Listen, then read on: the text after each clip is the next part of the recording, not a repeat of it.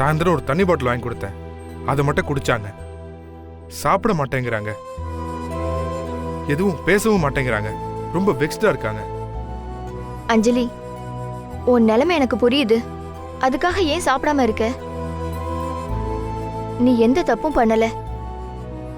எல்லாமே அந்த முத்துப்பாண்டியோட குழப்பம்தான். நான் இது விஷயமா மீனாட்சி கிட்ட கூட பேசினேன். மீனாட்சி கிட்ட பேசுனீங்களா? மீனாட்சி என்ன சொன்னா? அவ இன்னும் அந்த டென்ஷன்ல இருந்து வெளியில வரல. அவளுக்கு நடந்த கஷ்டத்துல இருந்து அவளால மீள முடியல.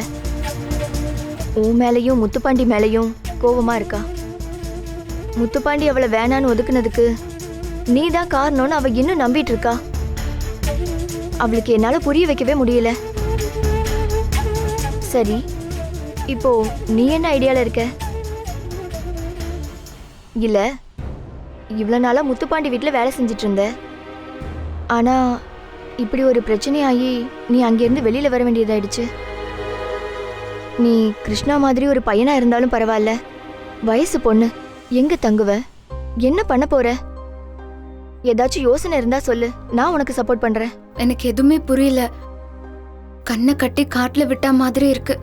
இப்படியெல்லாம் நடக்கும்னு நான் யோசிக்கவே இல்லை. எங்க போறதுன்னு தெரியல. அஞ்சலி, ஒரு நிமிஷம் இரு.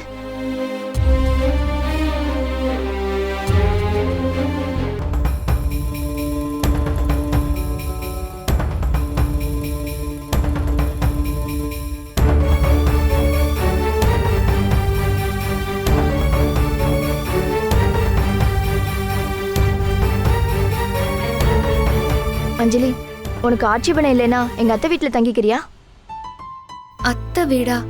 ஆமா அஞ்சலி, எங்க அத்தை வீடும் இதே ஊர்ல தான் இருக்கு. அவங்க வீட்டு சாவி கூட என்கிட்ட ஒண்ணு இருக்கு. அவங்க வெக்கேஷன் லீவ்ல டூர் போயிருக்காங்க. அதனால இப்போதைக்கு உனக்கு அங்க எந்த தொந்தரவும் இருக்காது. தாராளமா தங்கிக்கலாம். இப்போதான் அத்தை கிட்ட கால் பண்ணி பேசினேன். எனக்கு தெரிஞ்ச ஃப்ரெண்டுங்கிறதுனால அவங்களும் ஓகே சொல்லிட்டாங்க. உனக்கு ஓகேவா?